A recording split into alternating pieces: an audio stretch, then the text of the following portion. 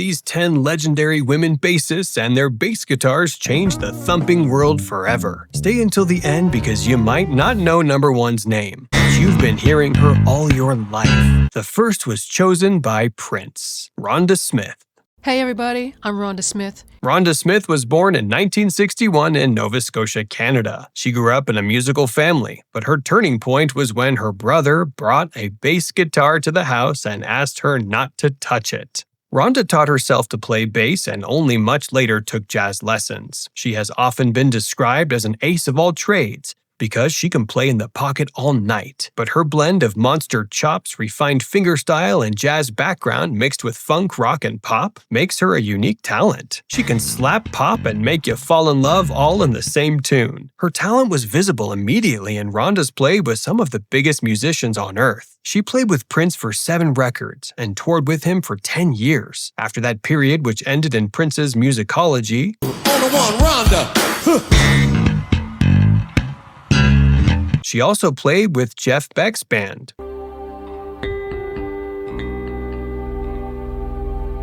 Beyoncé, Erykah Badu, and Chaka Khan. Weirdly, besides playing Fender jazz bass, she plays PRS basses, specifically the Gray Granger Private Stock in a dazzling tequila sunrise finish.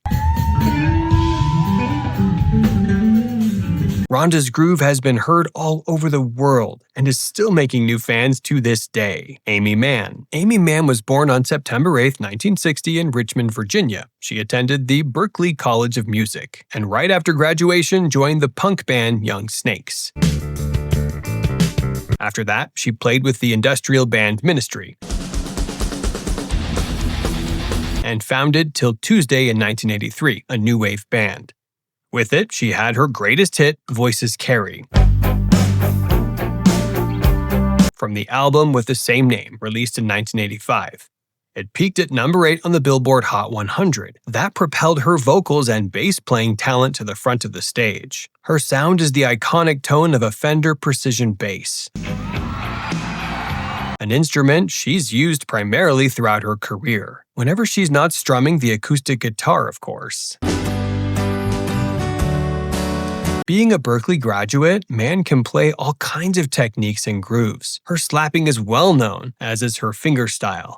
And although she started as an aggressive player, with time she's tamed her spirit. She has released 10 solo albums and recorded songs for movies like Magnolia, among many others. Aimee Mann continues to play to this day. Hers is always a legend still in the making. Kim Gordon. Kimberly Althea Gordon was born on April 28, 1953. Although she grew up in California, she moved to New York after graduating from the Otis College of Art Design.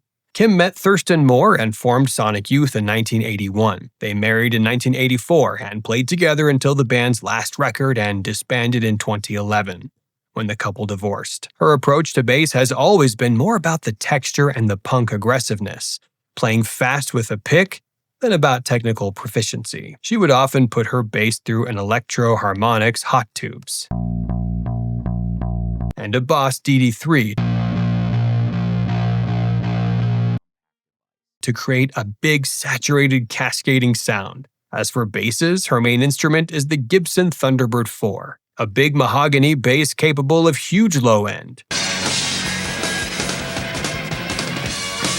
which she occasionally swaps for a Gibson EB0, which also has an all-mahogany construction but a short scale. Kim Gordon has been one of the main female figures of the 90s and continues to defy the rules with new projects. As a member of Sonic Youth, she opened the door for the musical revolution that was about to come. Esperanza Spalding. Esperanza Spalding was born on October 18, 1984, and became a professional Chamber Music Society of Oregon violinist in 1989.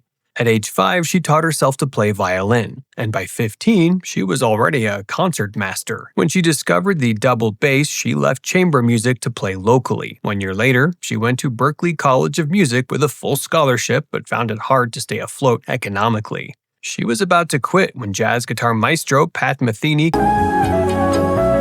convinced her of her talent.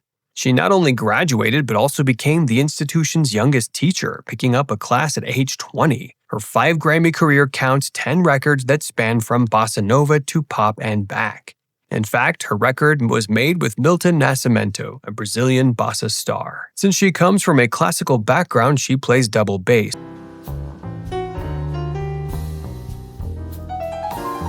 and acoustic bass a lot. Whenever she moves to electric, though, she plays the Fender fretless jazz bass Jaco Pastorius model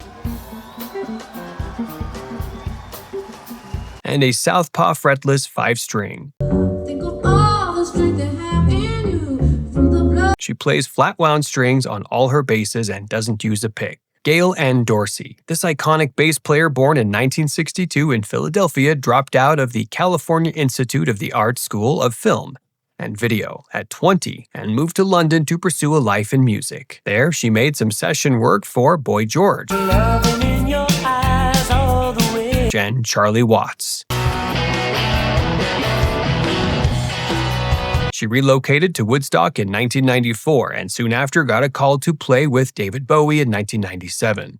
She was her bass player for his last 4 records, and all shows from 1995 to 2004. Gail Ann Dorsey. Soon after the Bowie gig, she was recruited by Lenny Kravitz. Female energy. And took on the world as his bass player, a role she still fulfills today. Gail Ann Dorsey learned to play listening to the AM and FM radio stations broadcasting music like Olivia Newton-John, The Fifth Dimension, and Heart. Those sounds modeled her playing and her sound, which is described as punchy, melodic, and that carved a spot of its own in the history of Western music. Her entire sound is based on 2 instruments, a Music Man Stingray named Marilyn, incarnations, and why it ended up being called Marilyn is because there's a photograph. and a Fender jazz bass. And this beautiful Fender jazz bass that is the main bass I play in the... Tina Weymouth.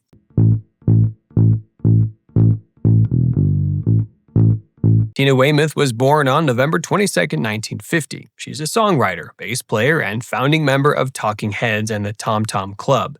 Tina is a self-taught musician who learned to play bass guitar so that she could be in a band. Nevertheless, Tina's playing style defined the sound of the band she played with. The happy, sometimes childish, and fun-to-play lines she wrote for Talking Heads made the band a phenomenon. She started her career playing a Fender Mustang bass with a weird neck pickup added. The Go, yes. But Chris had another idea. He thought She also used a plethora of hollow and semi-hollow basses like Hofner's. Esoteric and intriguing bass lines, thanks to the fact that she had no formal training.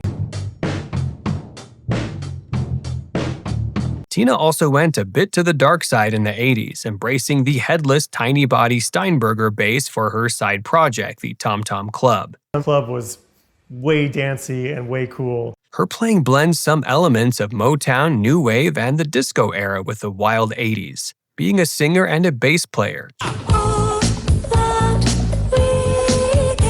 she had an impact on players like Esti Haim and Victoria DeAngelis from Maneskin,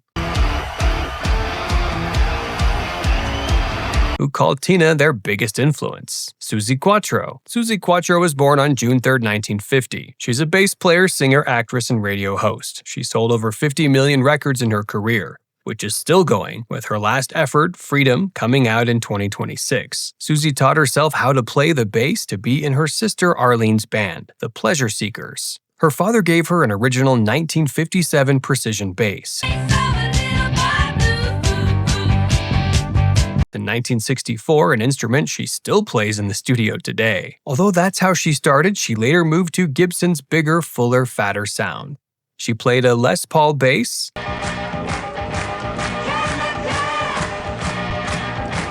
Thunderbird 4,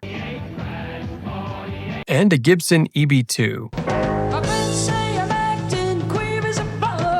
During her 20-record career, she's been back and forth, but lately changed back to her initial love, playing mostly a Fender jazz bass on stage. 1973, Her bold, rocking, take-no-prisoners attack comes from her fingers. She was a major influence on players like Tina Weymouth, Joan Jett, Kathy Valentine, and Katie Tunstall. If there's a rocking bass tone around, Suzi Quatro will be in the conversation. Kim Deal. Kimberly Ann Deal was born on June 10, 1961, and is best known for her work with one of the biggest alternative rock bands in the world, the Pixies. She grew up listening to AC/DC and Led Zeppelin, and an ad in the paper which said a band needed someone with no chops to play bass. And that was her way into mainstream music. She was perfect for the position since she had never played bass before. Kim joined Pixies in 1986 and was the bassist for Come On Pilgrim, Surfer Rosa, and Doolittle. Her first bass for that era was an Asian-made Aria Pro 2 Cardinal Series bass, a weirdo with a split-coil pickup. It was her sister's bass, so she gave it back and got a Fender Jazz bass for their 1989 Doolittle album. By the time the 90s came, Kim was enjoying the power of the Music Man Stingray, and her work in the band's album Bossa Nova, as well as those live shows, portray Kim with an all-red model. Beyond the instrument, her pickup-infused approach to playing simple melodies and preference for dead strings give her bass tone a unique flavor. Kim Deal made history with the Pixies and her other band, the Breeders, where she plays electric guitar and sings. Meshell Ndegeocello. Meshell Ndegeocello was born on August 29, 1968. As Michelle Lynn Johnson in West Berlin. Her father was a saxophonist and sergeant major of the U.S. Army, and her mother was a health professional. She grew up in Washington, and the influence of the local go-go circuit, with bands like Rare Essence, is undeniable. Meshell takes the best of the infectious funk beats and mixes it with soul, jazz, hip-hop, and reggae to create something never heard before. Although she never enjoyed much chart success herself, her bass is on many hit records, like Bridges to Babylon and Under Rug Swept. Today, 13 Grammy nominations and 3 wins later, she's a reference to many, being named the mother of neo-soul. Her slapping is so controlled and powerful that she can do anything.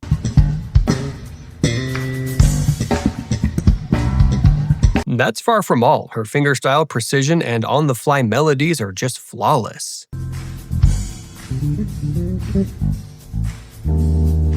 She's always gone straight into the amp and played Fender Jazz bass models. That said, she collaborated recently with Reverend Guitars, and now plays her own Reverend Meshell Ndegeocello Fellowship bass.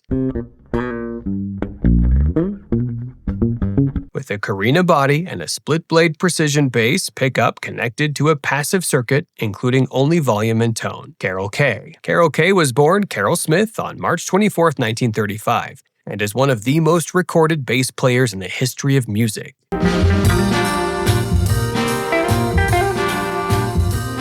She's credited in 10,000 sessions as part of the group of musicians known as the Wrecking Crew. With the Beach Boys, they were Sinatra's band, they were Jan and Dean, Mamas and Papas. They were the ones who shaped the sound of the 50s, 60s, and 70s before bands were allowed into the studio to record the instruments themselves. Carol started as a guitar player in the big band and jazz circuits in Los Angeles. She got her first session in 1957 as guitarist with when we first heard it.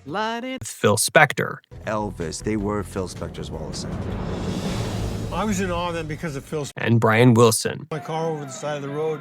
So what? A missing bass player in a 1963 session changed it all for her, who switched to bass and became one of the most in-demand players in the area. Some of the highlight of her 65 career are Frank Sinatra, Cher. They played so well, and they played so well. Ray Charles, Quincy Jones, and Simon and Garfunkel, among many others. A very special one was Pet Sounds by the Beach Boys. Paul McCartney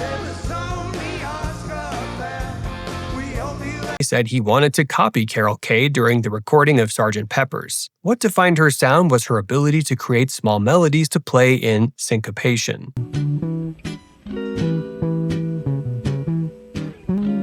The round big tone of her Fender precision bass with flat wound strings is tamed using a pick, something bass players didn't do back then. But given her start as a guitarist, she never used her fingers. Her Sunburst P bass was her main instrument. Third line I came up with was, Although it was enough to fill the track, Carol preferred a guitar amplifier in sessions, so she could play melodies while a double bass kept the kick drum happy. Nowadays, she plays an Ibanez SR700 with flat wounds.